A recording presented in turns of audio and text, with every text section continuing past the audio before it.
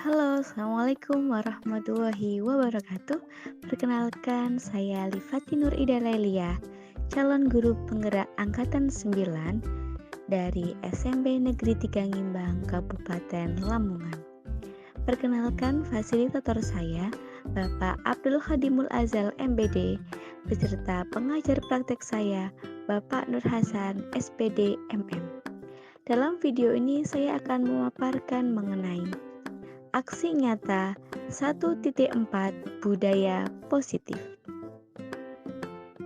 Sebelumnya, rancangan tindakan dalam aksi nyata yang sudah saya buat di tugas sebelumnya terdapat latar belakang, tujuan, tolak ukur, lini masa, serta dukungan. Yang pertama adalah latar belakang. Pemahaman akan konsep-konsep budaya positif di sekolah belum menyeluruh, seperti disiplin positif, motivasi perilaku, posisi kontrol, pembuatan keyakinan kelas atau sekolah, dan penerapan segitiga restitusi.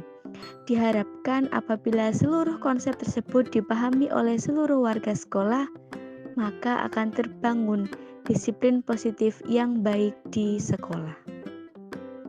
Tujuannya yaitu meningkatkan pengetahuan dan pemahaman tentang budaya positif. Selanjutnya, terbentuknya motivasi intrinsik pada murid dengan pembuatan keyakinan kelas atau sekolah. Tolak ukur 1. Terlaksananya konsep inti budaya positif di sekolah. Yang kedua, terbentuknya keyakinan kelas melalui kegiatan kesepakatan kelas dengan wali kelas serta murid. Yang ketiga, murid dan guru konsisten dalam menjalankan keyakinan kelas yang telah disepakati bersama. Dan yang terakhir, terlaksananya penyelesaian masalah dengan menggunakan segitiga restitusi. Selanjutnya, lini masa. Berkoordinasi dengan kepala sekolah, berkoordinasi dengan wakil kepala sekolah, melakukan diseminasi konsep inti budaya positif kepada Bapak Ibu guru di SMP Negeri 3 Ngimbang, menyusun keyakinan kelas, hasil keyakinan kelas ditempel di masing-masing kelas. Dukungan dari kepala sekolah, wali kelas, rekan sejawat, rekan guru, murid. Sedangkan untuk perlengkapan, pembuatan keyakinan kelas, kertas manila, spidol warna-warni, kertas post-it warna-warni, serta perekat. Selanjutnya, penyebaran pemahaman kepada rekan guru di SMP Negeri 3 Ngimbang yang saya lakukan pada hari Senin, tanggal 23 Oktober 2023. Assalamualaikum warahmatullahi wabarakatuh. Bismillahirrahmanirrahim.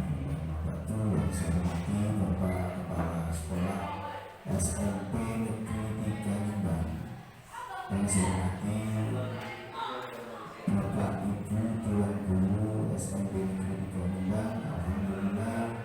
Alhamdulillah pagi hari ini kita masih diberikan kesempatan yang berupa kesehatan sehingga kita bisa berkumpul bersama di ruang kelas ini dalam rangka seminar menyebarkan pemahaman dan penerapan pengalaman budaya positif yang akan disampaikan oleh rekan kita, yaitu Ibu Livati Nur Ida Laila SP. Yang kedua, salawat salam juga tercurah pada junjungan kita Nabi Muhammad SAW, karena beliaunya kita dapat membedakan mana yang hak dan mana yang batil, sehingga kita bisa mengarungi kehidupan dunia ini sampai nanti kehidupan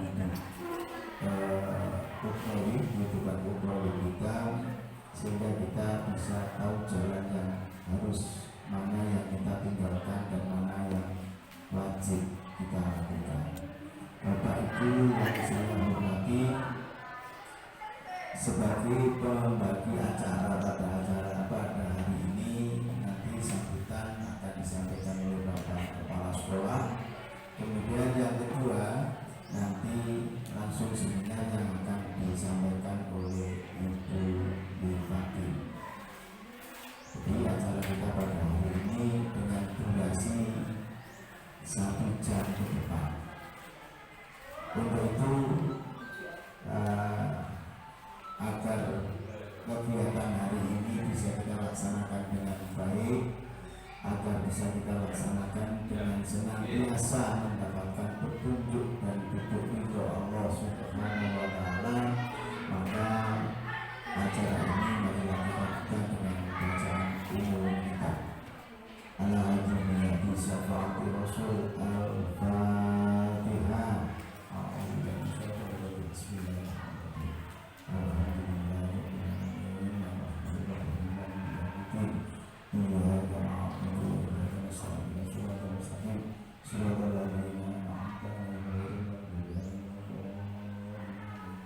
Terima kasih. Waktu ini kami serahkan kepada Bapak Kepala Sekolah.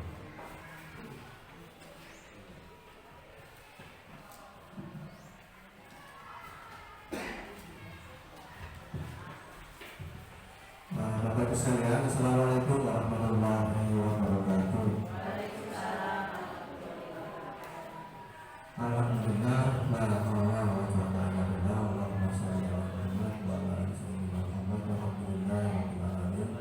Yang saya pada seluruh Bapak Ibu guru, saya diberikan iman, khusus kepada Ibu Bupati selaku calon berpenggerak angkatan ke-9 yang berasal dari SMP Negeri 3 Nimbang, yang insyaallah hari ini nanti akan melaksanakan sosialisasi atau diseminasi atau penyebaran dari pemahaman salah satu modul di program guru penggerak angkatan yang ke-9. Pertama, mari kita selalu mengucap syukur kepada Allah Subhanahu wa Ta'ala, nikmat rahmatnya sehingga kita sampai hari ini masih diberi kekuatan, diberi kesehatan, sehingga masih bisa melaksanakan tugas-tugas kita setiap hari ini. Insya Allah semua dalam keadaan sehat tanpa ada suatu arah apapun. Salam mudah-mudahan tetap berjuang kepada junjungan Nabi besar Muhammad Sallallahu Alaihi Wasallam. Ibu bapak sekalian, alhamdulillah hari ini kita bisa menghadiri salah satu rangkaian kegiatan dari teman kita yang mengikuti kegiatan pendidikan guru penggerak. Ibu sekalian, pendidikan guru penggerak ini setiap CGP atau calon guru penggerak nanti harus memahami dan melaksanakan 10 modul, 10 modul sebelumnya. Hari ini sudah sampai di modul 1.4. Modul ini berisi tentang budaya positif. Budaya positif ini sebagai salah satu kegiatan yang harus dilaksanakan oleh CGP, dan Mbak Fatih nanti selaku CGP akan memberikan pengalamannya setelah memahami budaya positif itu seperti apa, dan terutama setelah melaksanakan atau merealisasikan atau membuat aksi nyata. Budaya positif ini banyak sekali. Salah satunya yang paling penting yang harus Bapak Ibu laksanakan adalah berkaitan dengan keyakinan kelas. Keyakinan kelas itu berisi sebuah keyakinan, kalau dulu namanya peraturan kelas.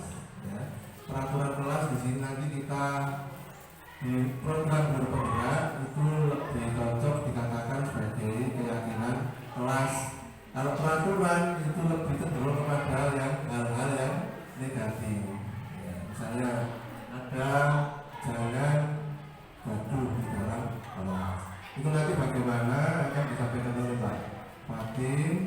Kita harus bisa menciptakan keyakinan kelas secara bersama-sama antara guru dan murid, sehingga apa yang dilaksanakan itu nanti adalah kesepakatan kelas. Jadi anak nanti kalau di situ melanggar, maka dia akan segera menyadari, oh itu kesepakatan kelas yang sudah kita buat bersama-sama. Nah, bagaimana nanti ada konsekuensinya. Nah, nanti juga ada yang akan disampaikan terkait dengan restitusi, ya, segitiga restitusi. Bagaimana nanti Bapak Ibu bisa menangani siswa yang bermasalah atau siswa yang kita anggap melanggar tanda tertib, melanggar kesepakatan kelas. Nah, itu nanti harus kita tangani dengan segitiga restitusi. Nah, sekalian, ini hal yang sangat penting karena akan kita hadapi setiap hari sebagai seorang guru di dalam kelas. Banyak hal nanti akan disampaikan oleh Pak Fatin. Mohon nanti Bapak Ibu bisa memperhatikan, bisa menanyakan, ya, manakala nanti hal-hal yang perlu ditanyakan, hal-hal yang perlu penjelasan, Bapak Ibu bisa bertanya. Dan harapan saya nanti ini Bapak sekalian bisa meniru, ya, bisa menerapkan di kelas masing-masing. Bagaimana menerapkan budaya positif di kelas masing-masing dan menyebarkan, ya, ke teman-teman yang lain mungkin hari ini yang belum sempat hadir. Ya.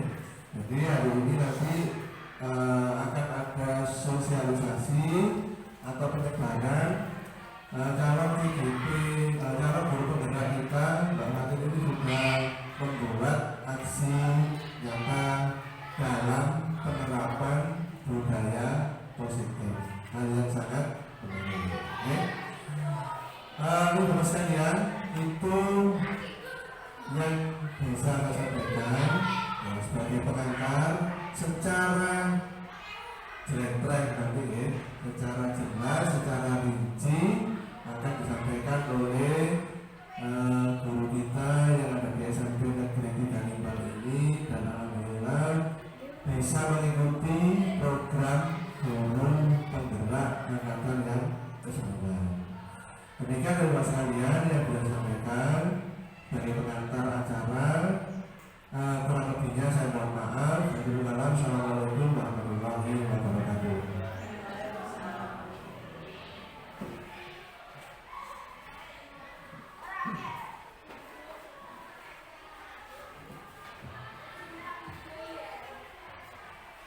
Bapak kepala sekolah disampaikan terima kasih.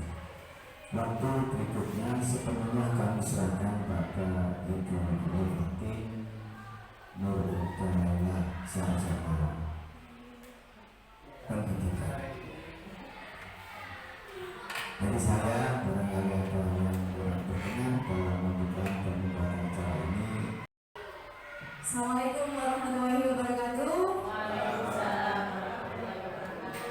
Mohon izin Bapak Ibu, bukan bermaksud yang menggurui atau bagaimana, karena ini merupakan tugas saya sebagai calon guru penggerak angkatan 9. Sebelumnya, dalam pagi hari ini, sebelum memulainya, terima kasih atas kehadiran Bapak Ibu dalam menyempatkan dalam penyebaran pemahaman dan penerapan pengalaman mengenai budaya positif yang merupakan tugas atau aksi nyata saya dalam calon guru penggerak angkatan 9. Selanjutnya, sebelum saya positif, izinkan saya untuk menyampaikan selamat datang kepada para guru hebat. Mari belajar bersama, berkolaborasi, saling mendukung demi mewujudkan disiplin positif di sekolah kita tercinta di SMP Negeri 3 Limbang. yang akan saya paparkan pada pagi hari ini, yaitu mengenai pertama perubahan paradigma belajar, yang selanjutnya disiplin positif, nilai-nilai kebajikan, kebutuhan dasar manusia, motivasi perilaku manusia, posisi kontrol guru, keyakinan kelas, dan yang terakhir adalah segitiga restitusi. Selanjutnya, sebelum kita memulai atau kita boleh flashback kembali mengenai filosofi pendidikan dari Bapak Pendidikan kita, yaitu Ki Hajar Dewantoro. Pendidikan adalah tuntunan. Seorang guru hanya sebatas menuntun tumbuh kembang kodrat murid menuju kebahagiaan yang setinggi-tingginya. Dan selanjutnya, menurut Bapak Ki Hajar Dewantoro, pendidikan itu harus berpihak pada murid. Konsep pendidikan haruslah berpusat pada murid dengan menyelaraskan diri pada kodrat alam dan kodrat zaman. Selanjutnya, Bapak Ibu, apakah masih mengingat dengan semboyan pendidikan kita? Semboyan pendidikan kita yang digaungkan oleh Bapak Pendidikan kita Ki Hajar Dewantoro. Yang pertama adalah Ing Ngarso Sung Tulodo, Ing Madya Mangunkarso, dan Tutmuri Handayani. Bapak Ibu, Ing Ngarso Sung Tulodo itu adalah kita sebagai pendidik atau sebagai pemimpin pelajaran. Seharusnya kita memberikan contoh yang baik kepada peserta didik atau murid kita. Selanjutnya, Ing Madya Mangunkarso, di tengah kita memberikan semangat kepada anak didik kita, dan Tutmuri Handayani, di belakang kita memberikan dorongan kepada peserta. Selanjutnya, pembelajaran dengan paradigma baru. Pembelajaran dengan paradigma baru dirancang berdasarkan prinsip pembelajaran yang terdiferensiasi atau berpusat pada murid, sehingga setiap siswa belajar sesuai dengan kebutuhan dari tahap perkembangannya untuk mewujudkan suatu profil pelajar Pancasila. Nah, sekarang kan kita sudah masuk di kurikulum Merdeka. Nah, di kurikulum Merdeka sudah sangat tidak asing lagi dengan profil pelajar Pancasila. Apakah Bapak Ibu masih mengingat tentang 6 dimensi dari profil pelajar Pancasila? Baru ingat ya. Jadi ada 6 dimensi dalam profil pelajar Pancasila. Yang pertama adalah beriman, bertakwa kepada Tuhan Yang Maha Esa dan berakhlak mulia. Selanjutnya berkebinekaan global, bergotong royong, kreatif, bernalar kritis, dan mandiri. Sebelum saya melakukan aksi nyata pada 1.4 sekarang ini, sebelumnya saya sudah menggunakan atau melaksanakan aksi nyata pada penerapan teknologi, penggunaan teknologi dalam meningkatkan kreativitas siswa dalam saya mengampu mata pelajaran prakarya. Di situ saya memberikan siswa kebebasan untuk menggunakan teknologi apa yang akan digunakan dalam pengolahan. Kebetulan kalau aspek yang di semester 1 adalah aspek pengolahan. Jadi untuk kelas 7 dan 8, untuk kelas 8-nya aspek pengolahan di serealia, dan yang kelas 7 aspek pengolahan di buah-buahan. Jadi saya memberikan kebebasan kepada peserta didik untuk menggunakan atau membuat produk apa yang akan mereka buat. Lalu nanti akan diterapkan ke suatu produk seperti poster, boleh video. Nah, selanjutnya ini adalah contoh dari penerapan praktik baik yang sudah dilakukan oleh murid kita, yaitu yang ini adalah yang pertama. Ini adalah pembuatan poster. Jadi di sini mereka membuat suatu karya. Kemarin saya berikan kebebasan kembali untuk yang kelas 8 karena menunya serealia. Di sini mereka membuat pai susu. Kenapa pai susu? Karena di situ terdapat bahan yang dari tepung. Kalau tepung itu berasal dari serealia. Selanjutnya ada juga yang membuat cilok. Nah, cilok di sini juga terbuat dari tepung. Karena tepung sendiri kita ketahui kalau tepung adalah bahannya dari serealia juga, yaitu gandum. Kalau yang tepung terigu. Selanjutnya pembuatan batagor untuk yang kelas 8. Nah, ini adalah salah satu contoh yang videonya dari siswa kita.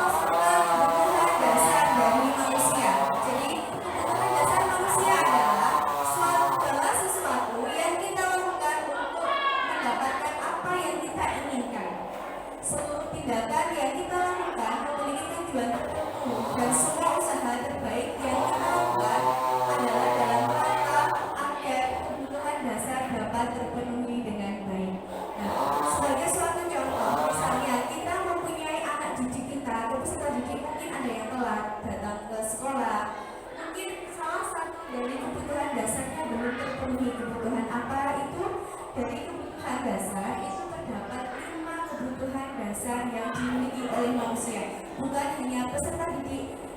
sebagai seorang pendidik juga memiliki 5 kebutuhan dasar tersebut. Yang pertama adalah kebutuhan bertahan hidup. Misalnya seperti makanan, pakaian, tempat tinggal, keamanan, serta kesehatan. Selanjutnya adalah kasih sayang dan rasa diterima. Jadi rasa diterima di sini seperti kerja keras, menjadi bagian atau dianggap dalam suatu kelompoknya tersebut. Selanjutnya kebutuhan dasar yang ketiga adalah penguasaan. Penguasaan di sini artinya seperti harga diri, keinginan untuk dianggap, memimpin, berprestasi, dan diakui serta didengar. Selanjutnya, 5 kebutuhan dasar yang keempat adalah kebebasan. Kebebasan di sini seperti contohnya mandiri, memiliki pilihan, mencoba hal-hal baru, mampu mengendalikan arah dirinya. Selanjutnya adalah kesenangan. Kesenangan di sini seperti bermain, humor, aktivisme, dan tertawa. Nah, sebenarnya tidak semua seperti kesenangan mengenai mungkin dalam hal mungkin dari 5 kebutuhan dasar ini yang belum terpenuhi bisa saja. Mungkin tadi belum dirasakan oleh ibunya, jadi kalau misalkan memang terburuk lalu berangkat, atau mungkin kasih sayang mungkin sudah ditinggal pergi ke sawah oleh orang tuanya sehingga tidak ada yang membangunkan, yang juga bisa saja terjadi. Jadi kenapa peserta didik kita bisa melakukan suatu kesalahan tersebut? Mungkin saja karena kelima kebutuhan dasar ini ada yang belum terpenuhi, entah itu dari bertahan hidupnya, kasih sayangnya, kebebasannya, atau penguasaannya. Paparkan sedikit mengenai motivasi intrinsik dan motivasi ekstrinsik. Jadi kalau motivasi perilaku manusia itu hanya untuk menghindari ketidaknyamanan atau hukuman serta untuk mendapatkan imbalan atau penghargaan dari orang lain, itu adanya masih dalam motivasi ekstrinsik atau motivasi dari luar. Kalau sudah dari dalam atau motivasi intrinsik, contohnya adalah untuk menjadi orang yang mereka inginkan dan menghargai diri sendiri dengan nilai yang mereka percayai. Jadi kalau motivasi yang dari luar itu masih adanya dorongan dari luar seperti takut akan ancaman, takut akan hukuman, dan menginginkan mungkin imbalan ataupun menginginkan penghargaan dari orang lain. Itu masih termasuk faktor ekstrinsik atau faktor dari luar. Nah, selanjutnya hukuman. Hukuman itu bersifat tidak terjamah atau tiba-tiba.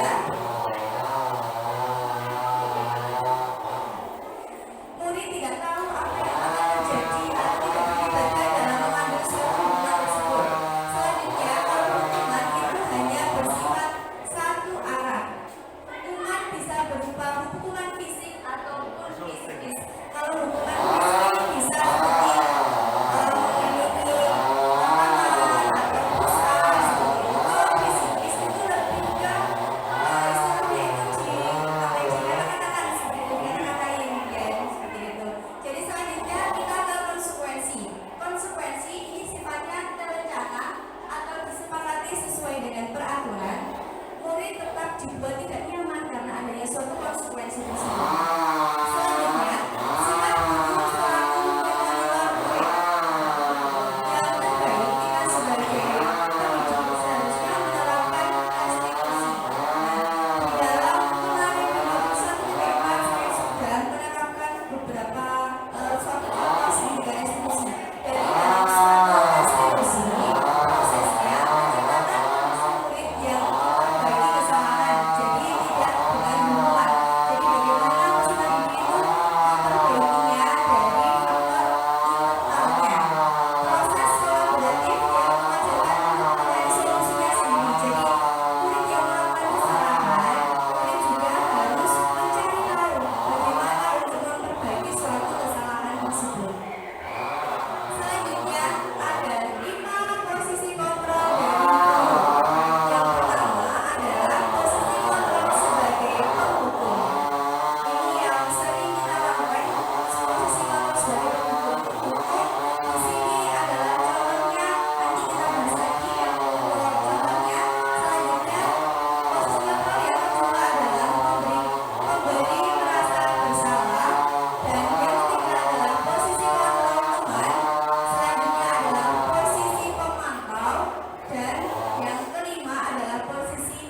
manajer. Nah, berikut adalah 5 posisi kontrol berdasarkan cara perbuatannya atau hasilnya. Kita lihat sebagai penghukum. Guru berbuat seperti menghardik, merujuk, menyakiti, ataupun menyindir. Guru berkata, kalau kamu tidak melakukannya, awas ya, rasakan. Nah, itu termasuk salah satu contoh dari posisi penghukum. Nah, efeknya bagaimana untuk peserta didik? Akan mendapatkan mengulangi kesalahan karena tadi kembali lagi itu adalah faktor eksternal, bukan faktor internal. Selanjutnya, membuat merasa bersalah. Seperti kata-kata yang seperti kamu harusnya, kamu sudah tahu, itu benar sekali kata-katanya, itu stres. Jadi, membuat siswa itu menjadi tertekan oleh perkataan dari yang membuat rasa bersalah tadi. Efeknya nanti akan murid menjadi merasa rendah diri atau tidak percaya diri. Selanjutnya posisi teman. Contohnya seperti membuat alasan-alasan untuk muridnya, sehingga nanti akan mendapatkan murid yang lemah, tidak mandiri, dan tergantung kepada kita sebagai 5 posisi kontrol yang lemah. Selanjutnya adalah posisi memantau. Di sini contohnya kita kembalikan lagi apa peraturannya, lalu nanti akan menghasilkan peserta didik yang menitik beratkan pada sanksi atau hadiah untuk dirinya sendiri. Jadi untuk posisi kontrol yang terbaik adalah dalam posisi kontrol sebagai manajer, di mana dalam posisi kontrol sebagai manajer peserta didik dilibatkan dalam mengambil suatu keputusan atas kesalahannya tersebut, seperti mengevaluasi diri, bagaimana cara memperbaiki diri atas kesalahan tersebut. Selanjutnya, ini adalah contoh penerapan 5 posisi kontrol guru. Nah, di sini saya mengambil kasus siswa tidak memakai atribut lengkap saat upacara bendera. Nah, sebagai penghukum, biasanya perkataannya hormat kepada bendera selama 1 jam. Itu adalah salah satu contoh dari penghukum. Misalkan sudah melakukan suatu hukuman secara fisik ya, melakukan hormat bendera selama 1 jam. Untuk yang membuat merasa bersalah, berapa kali bapak atau ibu harus memberitahu kamu, kamu selalu saja mengecewakan bapak atau ibu. Jadi siswa menjadi merasa rendah hati tadi ya Bapak Ibu. Selanjutnya, posisi kontrol dalam mengatasi siswa yang tidak memakai atribut lengkap dalam upacara bendera sebagai posisi kontrol teman. Ayo dong ikuti aturan sekolah, tolong bantu bapak atau ibu. Bapak sekali ini saja. Ya sudah, tidak apa-apa, lain kali jangan berbuat yang seperti ini lagi ya. Jadi mengibaratkan peserta didik yang melakukan kesalahan itu menjadi teman. Efeknya nanti menjadi murid tidak mandiri dan terus bergantung kepada kita. Yang selanjutnya adalah yang sebagai pemantau. Contohnya, kamu sudah melanggar peraturan sekolah, kamu tahu konsekuensinya. Jadi kalau sebagai pemantau ini mengembalikan kepada konsekuensi di awal. Selanjutnya, yang terbaik adalah posisi kontrol sebagai manajer. Nah, sebagai manajer dalam mengatasi siswa tidak memakai atribut lengkap saat upacara bendera, contohnya, apa kamu tahu kesalahanmu? Kira-kira bagaimana kamu memperbaiki kesalahanmu? Jadi kita kembalikan masalah tersebut kepada peserta didik. Bagaimana peserta didik nanti untuk menumbuhkan atau mencari permasalahan dari masalah yang sudah dilakukan tersebut. Selanjutnya, mari kita sedikit melihat. Tadi kan kita sudah mengetahui 5 posisi kontrol. Nah, ada kata-kata seperti ini nanti ini masuk posisi yang mana? Nah, di sini ada kamu tidak pernah benar melakukannya. Kira-kira ini masuk posisi kontrol yang mana, Bapak Ibu? Kamu tidak pernah benar melakukannya. Ini termasuk penghukum atau apa? Atau teman? Penghukum? Iya, ini termasuk posisi penghukum karena kamu tidak pernah benar melakukannya. Ini seperti melakukan hukuman secara psikis, lebih ke perkataannya. Selanjutnya, apa rencanamu untuk menyelesaikan masalah ini? Kira-kira ini masuk posisi kontrol yang mana?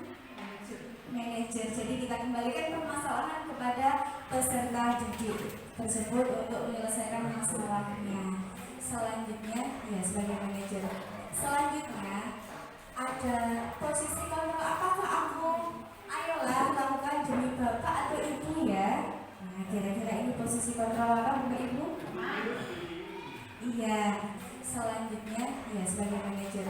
Selanjutnya ada posisi kontrol apakah aku, ayolah lakukan demi bapak atau ibu ya. Nah kira-kira ini posisi kontrol apa Bapak Ibu? Iya, ini benar.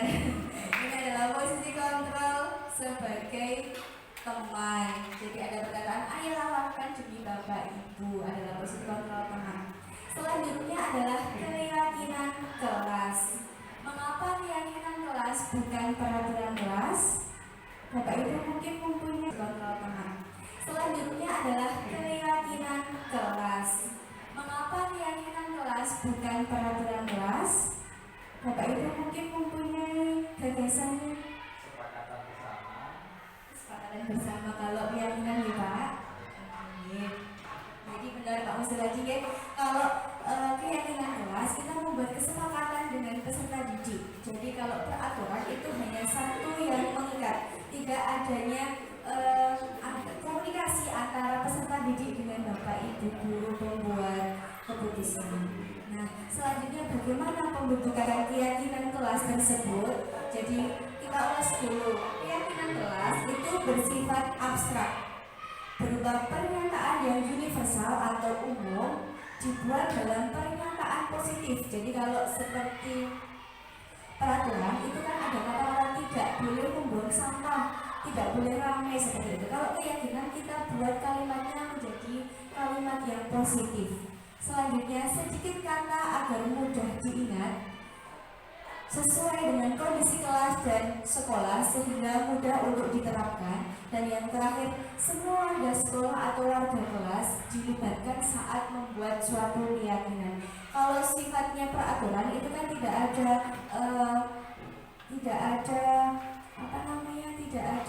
respon atau tidak ada tanggapan atau tambahan dari peserta didik. Kalau keyakinan kelas, kita memberikan siswa suatu diskusi sehingga nanti kita membuat kesepakatan bersama.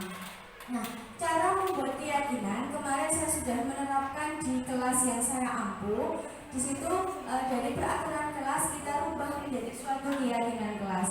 Dari peraturan kelas misalnya tidak boleh membuang sampah. Nah, itu kita rubah dulu menjadi kalimat positif. Nanti setelah kita rubah menjadi kalimat positif, kita persimpel, kita buat menjadi suatu keyakinan kelas. Nah, contohnya misalnya tidak boleh ramai seperti itu. Jadi kita rubah dulu menjadi kalimat positif. Tidak boleh ada kata tidak. Jadi kalimatnya harus yang positif. Misalnya kalau tidak boleh ramai ya harus disiplin. Jadi nanti di sini lebih singkat di keyakinan kelas itu seperti tadi contohnya ya, berupa pernyataan universal dan sedikit kata agar mudah diingat. Jadi kalau disiplin itu sudah merangkum dari semua yang tidak boleh ramai, tidak boleh gaduh, itu termasuk ke dalam disiplin. Terus lagi misalnya tidak boleh, apalagi Bapak Ibu misalnya. Jadi kalau dalam peraturan kelas itu kan kalimatnya masih ada kalimat yang negatif, kita rubah menjadi kalimat yang positif agar nanti bisa menjadi suatu keyakinan kelas. Kalau keyakinan kelas itu tidak ada kata yang negatif, jadi kita rubahnya menjadi kalimat yang positif. Misalnya tidak boleh bertengkar antar teman, kita rubah menjadi kalimat positif menjadi saling menghargai.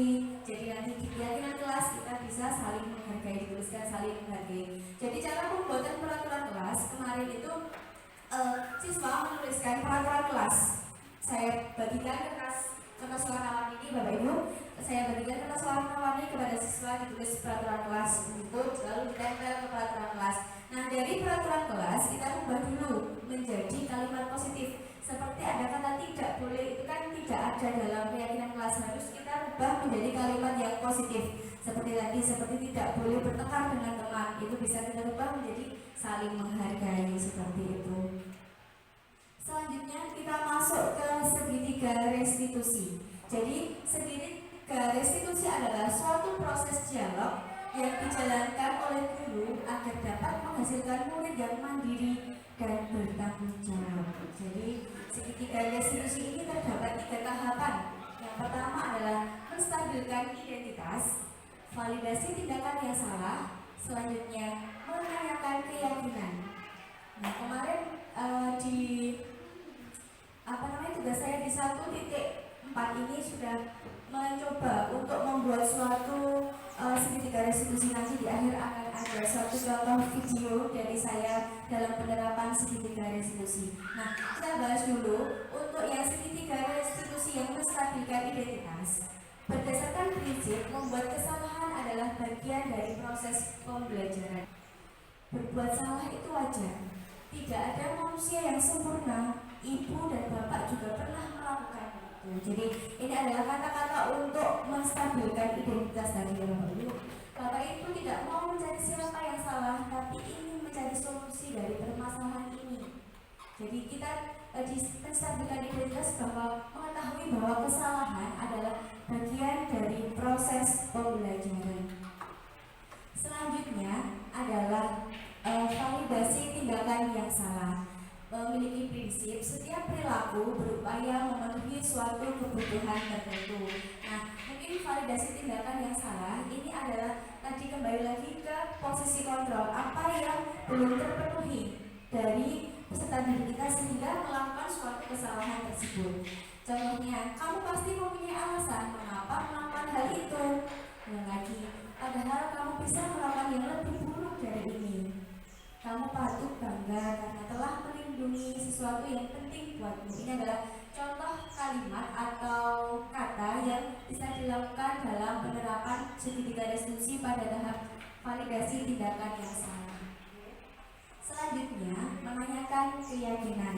Nah, di sini berdasarkan prinsip teori kontrol bahwa pada dasarnya kita termasuk motivasi intrinsik. Jadi kembali lagi, motivasi intrinsik adalah motivasi yang berasal dari dalam diri. Contohnya, pertanyaan atau kalimat yang bisa kita gunakan dalam penerapan segitiga restitusi dalam menanyakan keyakinan. Apakah keyakinan kelas kita? Kita kembalikan lagi ke pertanyaan. Kita tadi sudah membuat suatu peraturan kelas. Nah, kalau kita ada yang melanggar, kita kembalikan lagi. Apakah sudah sesuai dengan keyakinan kelas kita? Selanjutnya, nilai-nilai apa yang sudah disepakati bersama. Jadi kan kalau kesepakatan tadi bisa kita kembalikan.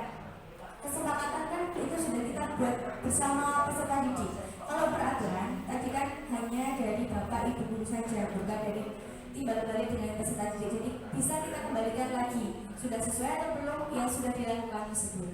Seperti apa gambaran sebuah kelas yang ideal menurut kamu? Kamu ingin menjadi orang yang seperti apa? Ini merupakan kalimat yang bisa kita gunakan.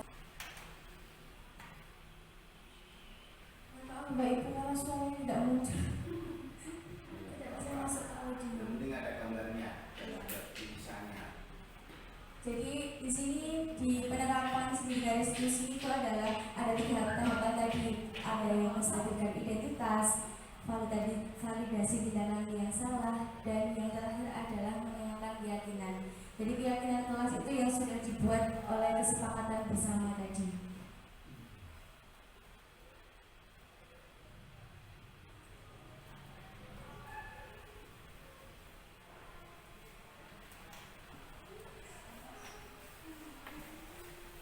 Jadi ini kemarin saya mengambil kasusnya Hani. Ini merupakan siswa kelas 8 ya. Ini di kasusnya Hani itu sering dalam melambat.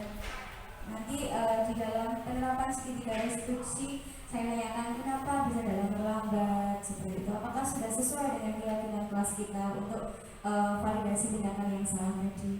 Mohon maaf karena ini sedikit melek.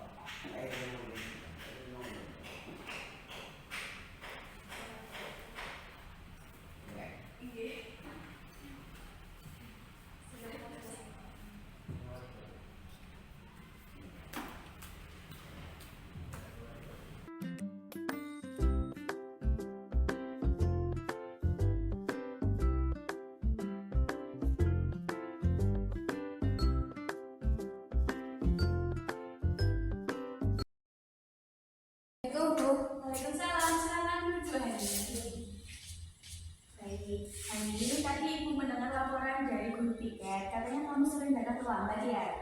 Iya Bu, saya beberapa kali datang terlambat. Kira-kira seingat Hani sudah berapa kali Hani datang terlambat? Seingat saya sudah 3 atau 4 kali. Baik Hani, dengan datang terlambat menurut Hani suatu kesalahan atau bukan? Iya Bu. Suatu kesalahan ya. Baik, melakukan suatu kesalahan adalah hal yang wajar dan manusiawi. Namun yang terpenting kita mau berusaha untuk memperbaiki kesalahan tersebut untuk ke arah yang lebih baik. Hani terlambat pasti mempunyai suatu alasan. Kira-kira Hani datang terlambat karena apa? Karena saya keasikan bermain HP seperti main Instagram, TikTok, sampai saya tidur larut malam. Baik, menurut Hani tahu tentang keyakinan kelas kita? Tahu Bu? Tahu. Kira-kira dengan datang terlambat apa sudah sesuai dengan keyakinan kelas kita? Tidak sesuai. Lalu keyakinan apa yang sudah Hani langgar? Kedisiplinan. Kedisiplinan. Menurut Hani, disiplin itu penting atau tidak? Penting Bu. Penting Bu, karena apabila kita menerapkan sikap disiplin, saya akan dapat datang tepat waktu dan tidak ketinggalan kegiatan pembelajaran. Iya benar, apabila kita menerapkan sikap disiplin, maka hidup kita menjadi terarah dan terarah, sehingga tidak tertinggal mata pelajaran selanjutnya. Baik Bu, saya akan menerapkan sikap disiplin dan saya minta maaf karena sudah sering datang terlambat. Iya, menurut Hani, hal apa yang bisa Hani lakukan agar tidak datang terlambat lagi? Saya akan tidur lebih cepat dan tidak main HP hingga larut malam Bu, dan saya akan memasang alarm agar saya tidak bangun terlambat. Baik, sekarang Hani sudah menemukan solusinya. Semoga ke depan Hani tidak datang terlambat lagi dan bangun lebih pagi lagi ya nak. Baik Bu, terima kasih. Baik, silakan kembali ke kelas lagi Hani. Terima kasih.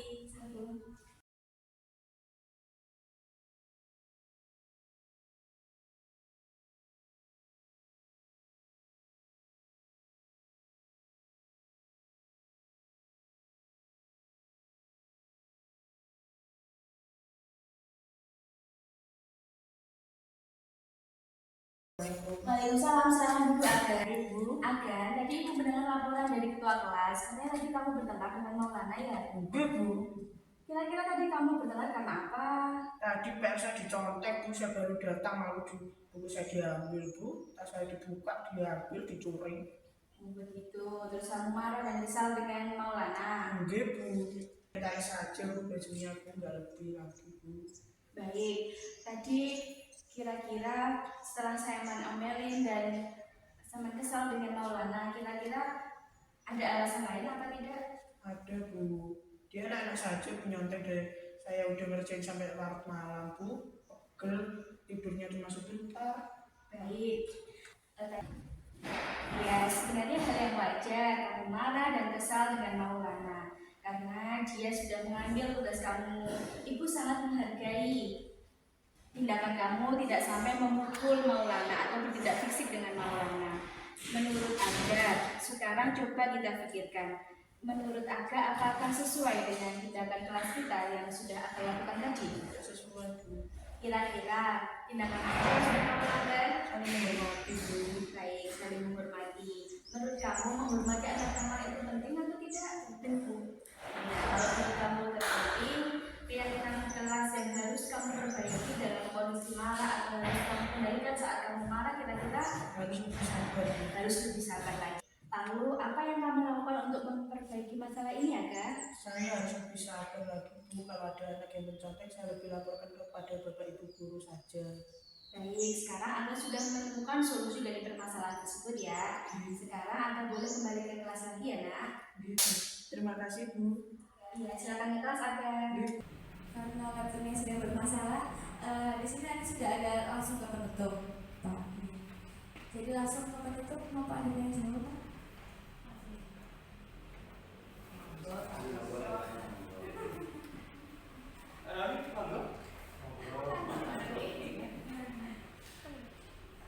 Monggo, bagi Bapak Ibu mungkin ada sedikit pertanyaan. Ini Pak Ustaz, monggo.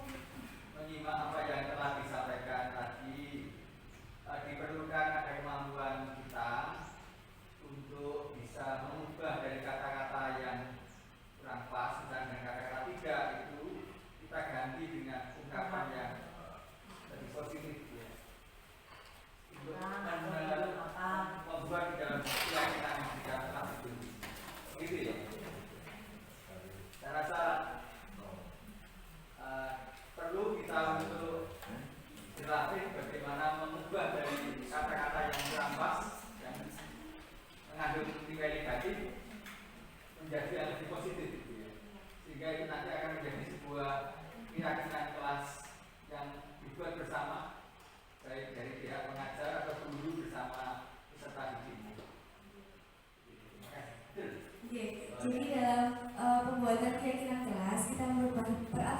kelas yang sifatnya kalimat negatif atau ada kata yang tidak seperti itu, kita rubah menjadi kalimat positif. Nanti akan kita buat suatu keyakinan tersebut, suatu keyakinan kelas tersebut. Jadi kita rubah terlebih dahulu Pak, kata yang tidak tadi kita rubah menjadi kalimat positif dulu, sehingga nanti kita bisa membuatnya sebagai kalimat dalam suatu keyakinan kelas. Terima kasih Pak. Terima kasih Bu Guru. Monggo Bapak Ibu yang lain. Iya, Mbak. Ada bagian konsep inti budaya positif tadi kan ada satu poin tentang keyakinan kelas. Ya. Bagaimana cara membuat atau menanamkan keyakinan kelas ini? Iya, baik, terima kasih Ibu Supali. Nah, dalam pembuatan keyakinan kelas tadi, yang pertama tadi, mohon maaf karena sedikit nge-lag. Tadi ada 3 kertas manila yang sudah ditempel di keyakinan kelas tadi. Yang pertama, yang paling depan adalah peraturan kelas. Jadi tadi peraturan kelas yang sudah dibuat dari sekolah itu dituliskan oleh peserta didik. Jadi misalnya tidak boleh terlambat, tidak boleh membolos, tidak boleh gaduh, seperti itu. Nanti peserta didik kita bagikan kertas post-it atau kertas warna-warni tadi. Peserta didik nanti akan menempelkan peraturan kelas itu ke dalam manila yang ada tulisannya peraturan kelas. Terus dari peraturan kelas tersebut kita rubah menjadi kalimat positif. Jadi kan di sebelah kanan dari peraturan kelas terdapat satu kertas manila lagi yang ada tulisannya kalimat positif. Jadi kita rubah kalimat yang awalnya negatif, kita rubah menjadi kalimat positif. Kalimat positif seperti misalnya tadi tidak boleh datang terlambat, kan caranya disiplin, berubah kalimat positifnya. Lalu kita rubah menjadi keyakinan kelas, kalimatnya yang lebih singkat lagi agar lebih mudah diingat. Lalu penerapannya bagaimana? Apabila siswa itu sudah melakukan kesepakatan bersama, kita misalnya tadi kita menerapkan kembali menggunakan segitiga restitusi. Misalnya anak tersebut ada yang tidak mengerjakan PR, nah kita ulas lagi kesepakatan kelas kita bagaimana, kita lakukan 3 tahapan dari segitiga restitusi tadi. Jadi kita kembalikan lagi karena kesepakatan kelas itu kan sudah dibuat dari peserta didik dengan guru, bukan hanya satu pihak. Jadi kita kembalikan kepada siswa lagi, bagaimana permasalahannya, ada apa yang terjadi, kenapa sampai melanggar keyakinan kelas kita tersebut. Bagaimana Ibu Sumati? Sudah? Mungkin Bapak Ibu ada yang menambahkan?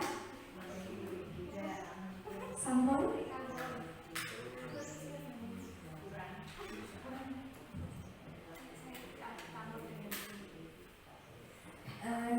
Terima kasih Bapak Ibu atas kehadirannya dalam pemaparan pemahaman budaya positif pada tugas saya yang merupakan aksi nyata dari tugas saya memenuhi nilai atau tugas dalam calon guru penggerak angkatan 9. Terima kasih atas kehadirannya, mohon maaf atas ketidaknyamanannya, mohon maaf karena mengganggu waktu Bapak Ibu guru sehingga menyempatkan hadir dalam seminar diseminasi budaya positif pada pagi hari ini. Terima kasih, saya akhiri. Assalamualaikum warahmatullahi wabarakatuh.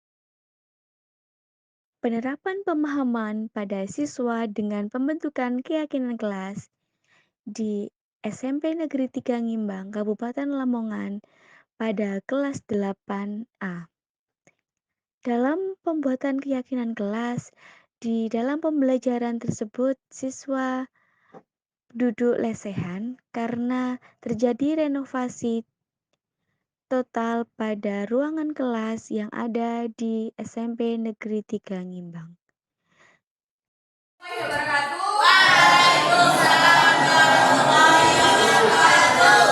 pagi anak-anak. Gimana kabarnya? Baik. Sebelum kita memulai pembelajaran hari ini, terlebih dahulu kita akan membuat peraturan kelas. Ada yang masih ingat ya peraturan kelas? Jadi nanti dari peraturan kelas tersebut kita akan merubahnya menjadi suatu keyakinan kelas. Kalau peraturan kelas itu kan dari sekolahan atau sudah diatur oleh sekolahan. Nanti kalau keyakinan kita akan berdiskusi bersama membuat suatu keyakinan kelas tersebut ya. Nanti silahkan tuliskan terlebih dahulu. Silahkan tuliskan peraturan kelas atau peraturan yang ada di sekolah kita. Silahkan saya bagikan sticky note dulu ya.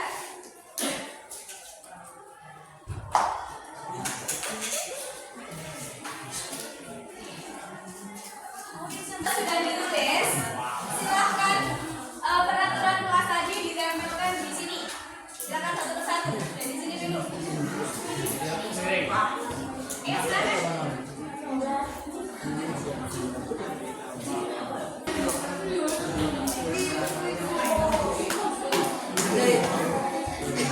Silakan, masih ada?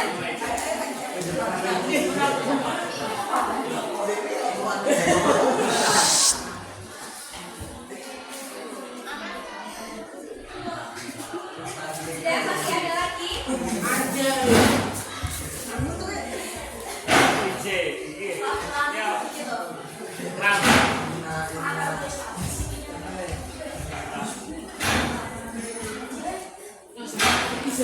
Tadi sudah menuliskan peraturan kelas. Nanti dari peraturan kelas ini kita akan merubahnya menjadi kalimat positif. Karena saya baca beberapa dari peraturan kelas ini masih menggunakan kata yang kurang positif. Jadi masih ada kata-kata tidak. Jadi dalam suatu keyakinan kelas kita harus merubahnya menjadi kalimat yang tidak ada kata tidaknya ya. Jadi kita ubah kalimat lain. Jadi peraturan yang selanjutnya adalah tidak boleh berbicara saat pelajaran. Kira-kira ini dirubah menjadi kalimat positif jadi gimana? Ada yang lain? Silahkan jadi bagaimana? Saling menghargai. Saling menghargai, ya. Kalau tidak boleh berbicara, kalimat positifnya adalah saling menghargai. Selanjutnya, mengumpulkan tugas tepat waktu. Ini masuk kemana? Masuk disiplin atau tidak kira-kira? Masuk disiplin? Iya. Jadi kalau yang mengumpulkan tugas tepat waktu masuk ke disiplin. Ini sama, tidak boleh buang sampah sembarangan ada di sebelah ya. Mengucapkan salam saat masuk kelas. Kira-kira ini sudah kalimat positif atau belum ya? Sudah ya? Sudah. Jadi kalau mengucapkan salam saat masuk kelas sudah merupakan kalimat positif. Yang selanjutnya, peraturan selanjutnya adalah dilarang merusak perlengkapan kelas. Kalimat positifnya bagaimana? Dilarang merusak perlengkapan kelas. Kalimat positifnya? Dilarang merusak perlengkapan kelas. Kalimat positifnya jadi gimana? Ada yang bisa membuat jadi kalimat positif? Ya, silakan Dana. Iya, dirubah menjadi menjaga ketertiban. Selanjutnya, tidak boleh tidur di kelas. Kalimat positifnya kira-kira apa? Apakah ini masuk ke disiplin tadi? Masuk? Bisa ya. Selanjutnya, tidak boleh keluar kelas saat ada guru. Jadi ini intinya kalau misalnya kita keluar kelas harus izin terlebih dahulu ya. Izin bukan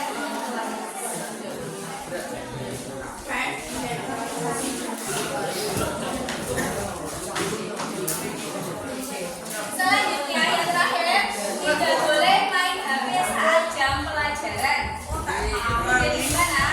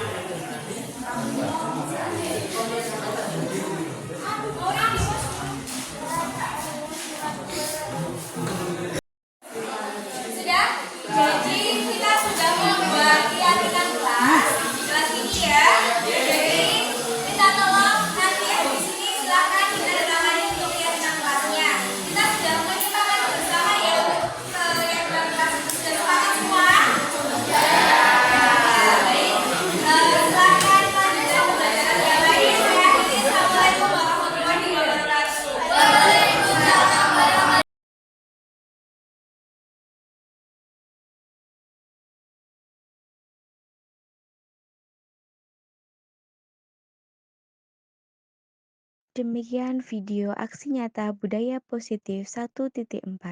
Terima kasih, semoga video ini dapat menginspirasi. Assalamualaikum warahmatullahi wabarakatuh. Salam guru penggerak, tergerak, bergerak, menggerakkan. Terima kasih. Assalamualaikum warahmatullahi wabarakatuh.